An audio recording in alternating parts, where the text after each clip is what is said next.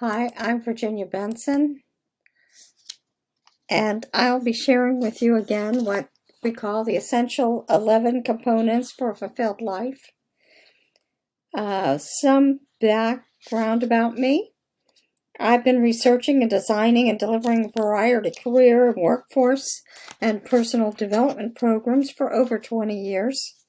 My husband passed away a little over 3 years ago, and I found myself in an awful point in life between grieving, trying to get my life together again, and fighting off society's scammers, and trying to finally convince my family that because I'm over 70, my brain has not turned to mush. During that experience, I lost my self-confidence, my self-worth, and most of all, my self-respect. I started to lose my trust in humanity in general. Well, one day I woke up and decided that all of those feelings needed to change. I recalled some advice that I used to give my welfare folks that I used to work with, and that was, you can decide whether you want to be a victim, or you can start to take charge of yourself and your life path. It's your choice. I then started to try to reinvent myself and to find my purpose in life. Since I'm already used to being a researcher, I started to dig around in the internet on scholarly journals regarding the changing values of women over the past 100 years. That research raised the question of just what is a fulfilling life? Then I researched that topic and discovered lots and lots of articles and counseling websites all about living a fulfilled life. This in turn raised a bunch of other questions. Bottom line, I discovered that most of what and how to live a fulfilling life is tailored to the younger adults and working adults and deal mostly with a career emphasis. I then searched just what is available for older active retirees. Actually, not much. And most of that type of fulfillment information that's available is mostly in the financial area. I then discovered a number of models listing the elements of components of what actually makes up a fulfilling life. These again were focusing on younger adults. So I decided to create my own model of what components comprise a fulfilling life for an active retiree. And that's what I'll be talking to you about now.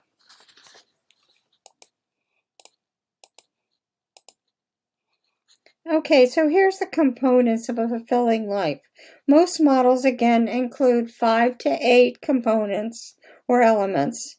And for retirees, I included most of what other models have, and I've added a few that pertain to the active retiree.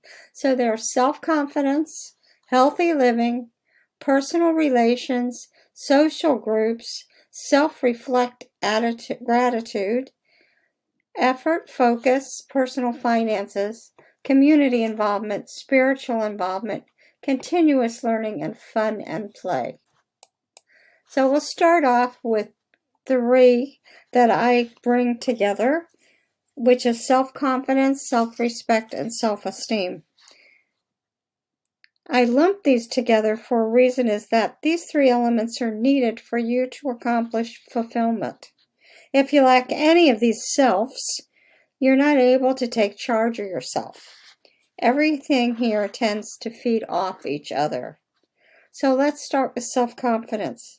It's really an attitude about your personal and professional abilities and skills. You feel good about how you do things, handle things. And one important note, this doesn't mean you have to be perfect. You should usually not self-doubt all your decisions. That does not mean that you don't evaluate your decision-making. You choose the path and do it. Self-respect now means you have an appreciation of your personal identity as an individual. This impacts your thoughts, your values, emotions, commitments, and your behaviors. Self-respect implies that you respect other people, and in turn, they need to respect you as a person. Now, self-esteem is really how you feel about yourself as a person and your ideas. Okay, another component is healthy living. My question here is, what really comprises practicing healthy living? I found 3 components. The first is taking care of the physical body, good nutrition, eating, and having adequate rest and exercise, as well as managing your stress. The second part of healthy living is what is known as self-supported attitudes. You have positive thoughts and viewpoints, and you keep positive self-image. Now, thirdly, you're open to creativity and you have some inner calmness. You take care of yourself both mentally and physically. Our next component is personal relationships. Through a number personal relationships, there are 3 types of personal relationships, which are romantic partnerships, close friends, and family. Personal relationship here means that you can confide, share your feelings, and know you can count on these folks when you need them for a variety of reasons. Now, how does this help you? You'll tend to live longer. They help you to deal with stressful situations. All of that helps you to be healthier in general. Now, remember our last slides about keeping positive? Well, this is part of this. This will help you to do that. Through a number of scientific studies, if you lack personal relationships, you can see in the slideshow here how that will affect your health. Now, connecting in person to close relationships is better. We all can't get together all of the time because of a number of reasons. But then you kind of can give them a voice call, or send a message, or FaceTime them. The point here is to stay connected. Our next component is social groups. Social groups make up everyone else other than personal relationships that we just talked about. You'll find that social groups will interact with the 2 other essential 11 components: spirituality, giving back to your community. These are considered to be your friends and acquaintances that you make. You share experiences, activities, or interests, but you really don't share most of your truly personal information with them. So why get social? Humans are social animals. Like close relationships, this category also helps to improve your emotional, intellectual, and physical wellness. Believe it or not, scientific studies have shown that by socializing, you can help to sharpen your memory skills and cognitive function. Now, here's a few suggestions that aren't here on the slide of how do you find local social groups. First of all, what do you enjoy? Look online for that topic and start exploring different types of groups with your interests. Number 2, the more you get involved with different activities and groups, you'll tend to find other groups and activities to try out. Our next component is self-reflection. You can call self-reflection personal reflection. Meditation is a bit more involved and a bit more spiritual in nature. Now, self-reflection is really thinking about and evaluating about your past, your present, and your future life. This asks yourself, how can I improve some things? What do I desire? Like things, travel, savings, money, etc. In other words, instead of just reaching or reacting to life in general and take what comes, you are now taking time to check yourself mentally on how you behaved in a situation. And maybe if that happens again, how would you react differently? Actually, there's 2 levels of self-reflection. There's the macro level, which is thinking about the future and evaluating what changes you might want to make to improve upon it. Now, the micro level is looking into what happened in your recent or long-term past and evaluating what you have learned from those experiences and how you might improve your behaviors or actions in the future. This sounds rather intense and complicated, but we all have had times when we need to just think things through and eliminate any distractions while we're doing so. In other words, while you're self-reflecting, turn off your cell phones. Actually, while self-reflecting, try starting at the micro level and then take what you've learned into evaluating how do you want to handle things in the future in similar situations. Our next component is gratitude. These are made up of I'm taking two components here. First of all, I grouped with self-reflection because you need to take time, me time, or alone time to do things. After you've self-reflected or even at another quiet time for yourself, think about two things. What good things happened to you recently or today especially? In other words, what blessings have you received? And the second part is to acknowledge the folks that helped you get those blessings or those special things. That's good. And why should you do this? There are the health benefits for practicing gratitude. Actually, practicing gratitude helps to reduce depression. It lessens anxiety.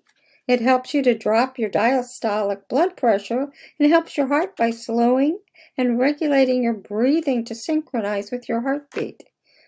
Again, it also relieves stress. And, believe it or not, it helps you to sleep better. Bottom line, practicing gratitude helps you keep mentally positive again. Okay, our next component is focused effort. Remember the saying you need to stay on task? That's what this is. You keep your mind on whatever task you're trying to accomplish. Think about what a comedian used to say, get her done. Note, stop trying to multitask and reduce your distractions as much as possible as you can. Also, I know folks that batch the times they check their email, messages, and they send their phone calls to voicemail. Or at times, shut your cell phone off altogether. Another thing that's important, have you heard about being present in the moment? This means you're physically and mentally in the middle of what you're doing. In other words, you are in person with what you're trying to accomplish. To be totally present in the moment, all electronics need to be out of your way and closed. Now, our next component is continuous learning. For us older folks, keep in mind that we are never too old to learn new things. Our brains, if we're healthy to some degree, does not shut down because you're over 65 years old. There are two mindsets here. A fixed mindset, which is self-limiting, and you tell yourself, I can't do that. Now, growth mindsets, the second mindset, means you're open to trying and learning new things. Most important, continuous learning does not limit you to only going to school and taking classes. This means you're open to trying new experiences or trying new things or ways of doing things. Now, our next component is personal finances. Let's face it, we all need to have some type of money to eat, pay housing costs, to clothe ourselves, along with many other things we find to be important in our lives. When we talk about money here, I'm not just limiting this to investing. Some folks have the funds to do that while others do not. So whether you fit in either category, you really need to do the following. Banking has changed dramatically, even during the past couple of years. No matter what your age is, you should become familiar with the technology involved with banking, as well as the ways you can pay your bills. This, along with other necessities in life, such as working with Social Security and other retirement incomes, you'll most likely need to become familiar with some kind of digital technology. Either your cell phone, if you have a smartphone, is really a small computer, a personal computer, or a laptop. There are local sources to help you locate either online training or live training. Some charge and some don't. Check with your school system. AARP offers a number of online sources, and there are other groups as well as this for training, digital training, and learning how to use computers. Again, you see the list here with another really important area that needs your attention is you need to become familiar with current scams and what you should look for to avoid these. Our next component is spiritual involvement. In this category, this is really part of the social groups category, but with some added benefits. It's important to have a connection with other folks who believe in a higher power, as this offers hope and support and adds to your wellness of mind and body.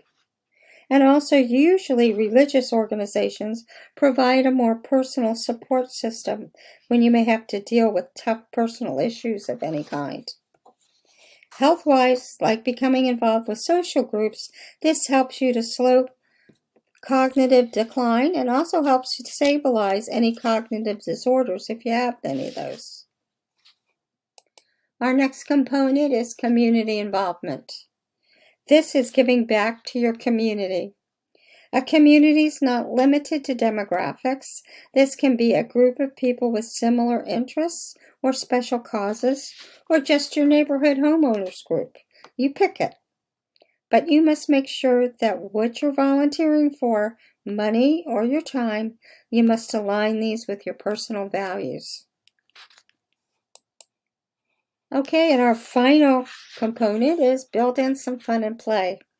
At the end of the day or the week, build in some time for yourself for what you consider to be fun or play. This can be with other folks or be just by yourself. If you're a busy person, you may have to schedule a time for yourself for me time. It really doesn't matter if it's going to a social event that you enjoy or just taking a bubble bath and soaking in the tub for a half hour or more. And now I want to close. That's your essential 11. But how do you build these components into your life? Well, there's 5 basic steps. And one is you rediscover your dreams, determine your strengths. Step 2, identify your values, purpose, and mission. Number 3, develop your value-based goals. 4, create your personal life roadmap for your goals, and then follow your life roadmap. Now, you're probably thinking, if I do all these components all the time, I won't have time to be depressed, but I'll be so busy keeping up with all these things, I won't have time to do anything else in life. So, important note, you don't have to do all essential 11 components every day or even every week. You pick and choose what and when. And sometime each month, fit some of these things in. A few of these, like improving yourself, things that we discussed earlier, you may want to do every day. If you really want to learn how to help you bring these components into your lives, again, we went over the 5 steps, and those are how you implement that. I'm sure many of you are doing these 5 things in some form or another, but if you seem stuck for some reason and feel you really need to make some life changes or get some redirection in your life, this is when you work with a life coach.